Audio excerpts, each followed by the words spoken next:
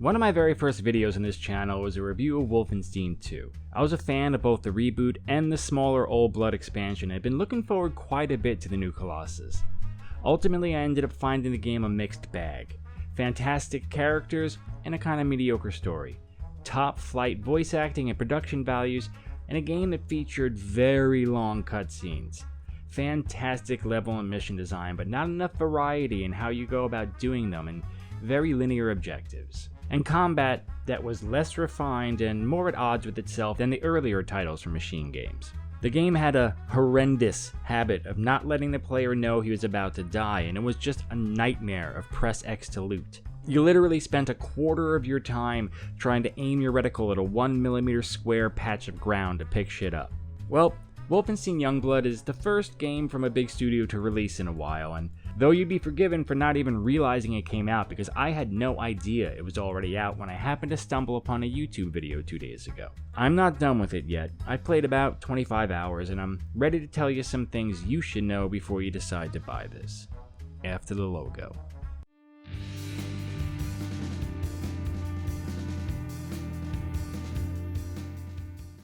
So before we go further, how about a quick synopsis of what's to come? I said in the opening that I found Wolfenstein 2 to be a mixed bag. Well, Youngblood is also a mixed bag, but strangely, it inverts almost everything I said about the new Colossus. It's almost as if Machine Games identified most of the problems with the last game and fixed them, while also allowing all of the positives of that game to regress into problems. I am one of the few people who really loved Rage 2, and that's because even though it was repetitive in its world and missions, and its story was an afterthought, its combat was so uniformly great that it was able to totally carry its mediocre aspects. Now in some ways, the same is true here, only less so. What kind of game is this? First off, it is important to realize what this game is, because I have to say, I didn't really understand what I was buying here.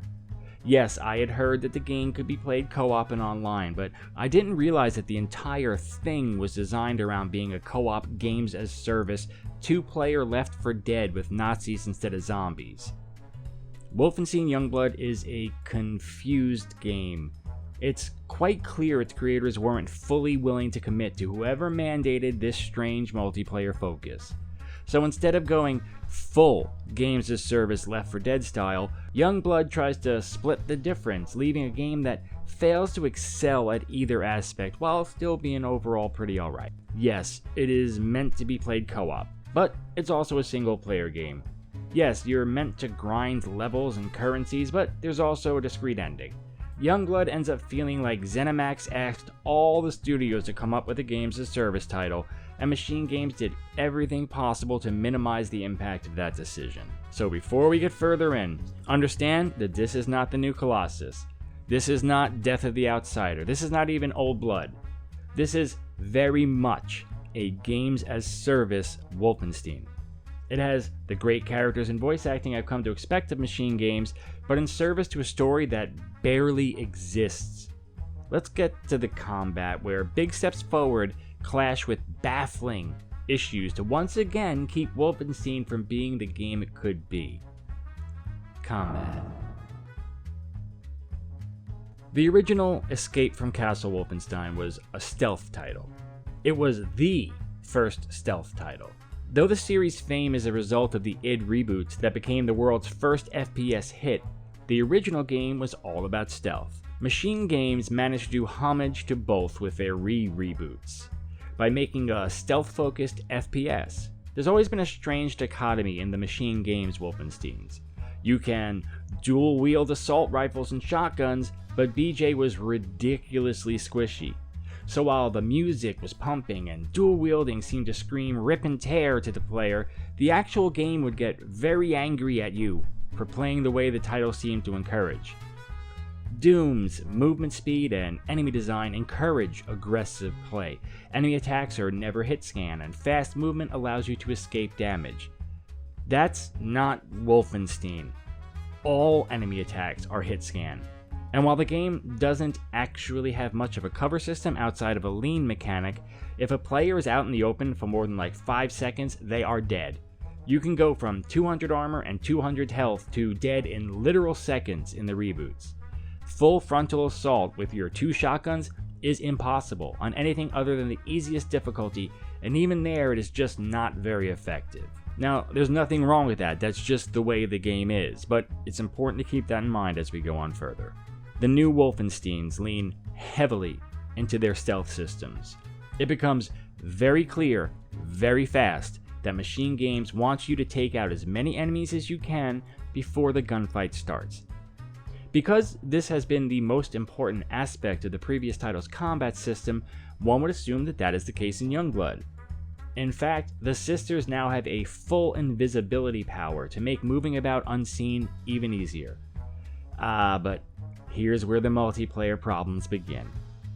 How does slowly sneaking around a level for 35 minutes, carefully taking out each grunt and all the commanders, line up with matchmaking with a random dude who is trying to finish as quickly as possible? It doesn't. At all. Period.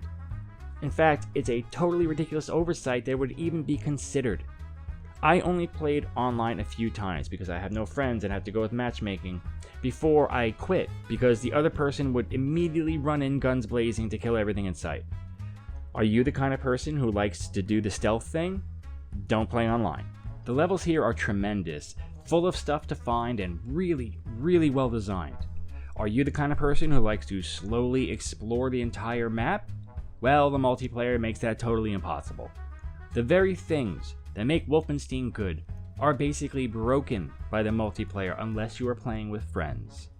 But luckily, I guess, the stealth mechanics in Youngblood are totally broken and useless, so run and gun away? Previous games had 2 important things that made the stealth totally viable if a bit wonky and inconsistent. First of all, almost every single enemy could be killed by a single silenced headshot or a thrown knife or hatchet. In Youngblood, the opposite is now true. The overwhelming majority of enemies here take at least 2 and sometimes as much as 5 or 6 shots with a silenced pistol to the head to kill. Many require 2 thrown hatchets to kill. It makes stealth insanely frustrating.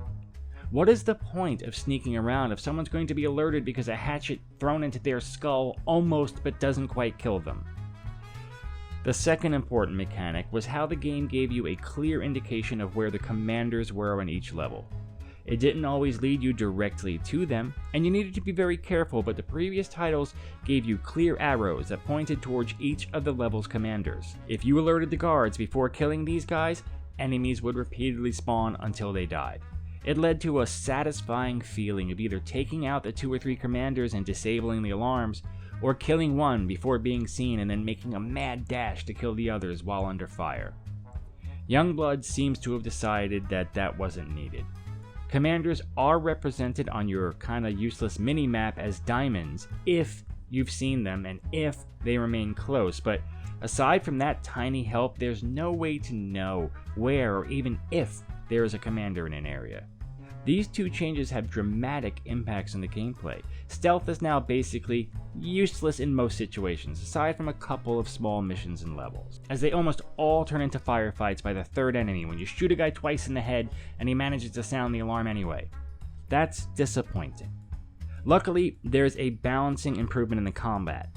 Gunplay is vastly improved. It is now totally clear when you're taking damage, and the actual shooting itself has never felt better. I'm not really sure why it feels so much better, but without a doubt it feels better than any of the previous games. Added to the much more fluid and fun combat and movement system are levels that are exceptionally well designed, and fun to explore and fun to fight in. I can't state enough that Machine Games deserves big credit for making the shooting so damn fun here.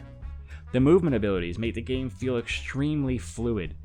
Double jumping and sliding feels ripped straight out of Titanfall, and when mixed with the huge variety of weapons at your disposal, the minute-to-minute shooting and combat feels really good. When everything is well balanced and working, which it usually, but not always, is. There are a few problems with the combat scenarios that can occasionally make the game extremely frustrating. One of those is as a result of the annoying and pointless co-op system. and the other is just because the game has some rough edges and strange decisions. Because this is not a single player game, except when it's totally a normal single player game, there are a bunch of systems in place to ostensibly keep you playing this otherwise perfectly acceptable single player game. A games as a service has to keep you grinding, and it has to be online, which means enemy and player leveling, skill and upgrade grinding, no saving, no pausing, and no checkpoints. This is a colossal mistake, as when played on hard, this game is already quite challenging. Because the game is really dreadful at letting you know how difficult a mission is, it's easy to end up 30 minutes into one before coming up against enemies who are like 4 or 5 levels above you, take 125 shots to kill, and put you down in 3 seconds. This might not be a huge issue if you had saves and checkpoints, but it's online, so you can't save, and for a reason I cannot possibly understand, there are no checkpoints. So if you and the other AI or human-controlled sister die, game over, and you start from the beginning of the mission. Sometimes this can literally mean 45 minutes to an hour of lost mission progress.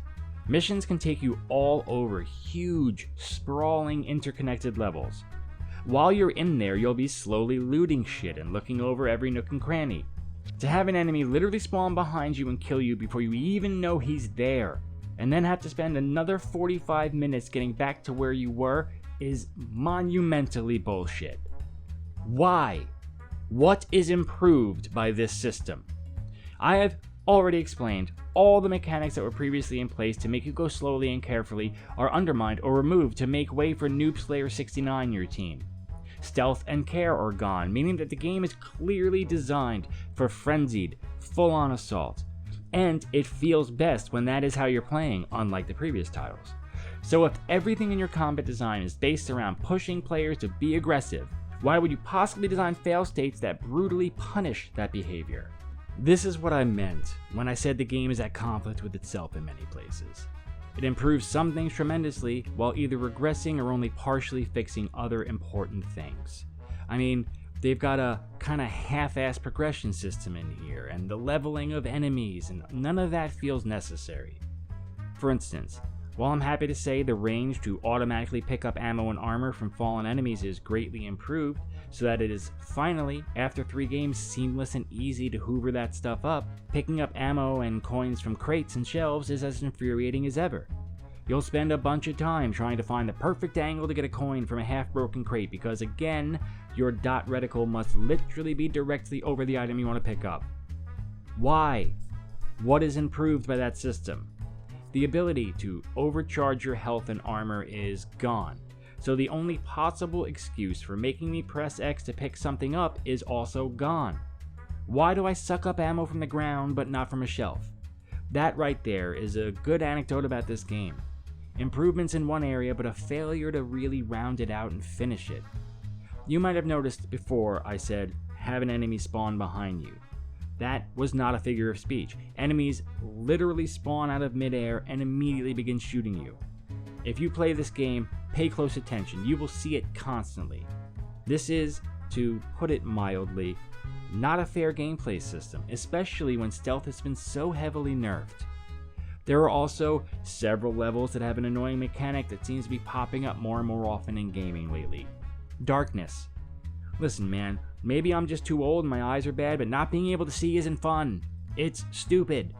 I want you to look at this. If you use a flashlight in these levels, you immediately alert everyone to your presence, totally neglecting the point of the level, which I guess is stealth. But ask yourself this, ready? What are these enemies doing here? Are they really just standing in the pitch black darkness? Why? It's silly and ridiculous. For someone like me, it's almost impossible to deal with. It's one thing to have a darkened level. It is another to have a lack of all light in a level. It's really poorly thought out, and although the lighting system does look cool when corridors are illuminated by your muzzle flashes, that few seconds of interesting tech doesn't overcome the tedious nightmare that these levels can be. You can either brute force your way through them with revives or take forever creeping around blindly. And if you die 38 minutes in, do it again. The Sisters. As always, the characters and dialogue is really great here in Youngblood, which makes it all the more frustrating that instead of a smaller but still full-on Machine Games Wolfenstein with a story and cutscenes, you've got basically a sprinkle of that here. And that's the stuff that Machine Games does best. What you've got is that, just kinda tossed on top of a multiplayer combat game. There's not enough story to even really get into. The sisters are really likable, I really enjoyed them, but the story is minimal, and it's only there to give you a reason to stop shooting every few minutes. Wrapping up. So, Youngblood. It's $30. When I bought it, I assumed that was because it was going to be a smaller affair like Old Blood was. But actually, it's because it is a totally different thing. After a few hours, I gave up playing online and played it as a single-player game with an AI partner. A reasonably decent AI partner, to be fair. And if you play this game like I did, you will probably get your $30 worth. Production values are as high as ever. Gunplay is better than it's ever been. The level design is fantastic. The characters are great. And as a straight-up shooter, it's pretty darn fun. But if you were expecting a Machine Games Wolfenstein title, that is not what you're getting here.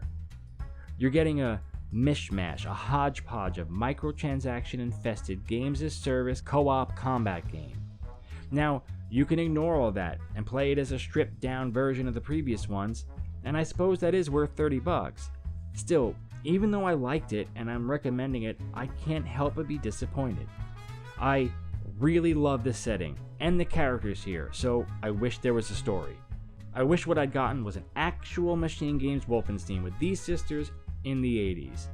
Instead, they're just kinda what's left after trying to combine Prey Moon Crash and Left 4 Dead and Wolfenstein New Colossus.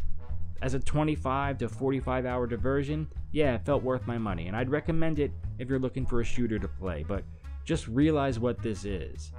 It's a game that feels like two sides of a studio were making two versions of the same game, and instead of perfectly sanding it down and getting it just right, they just sort of split it down the middle and smashed them together.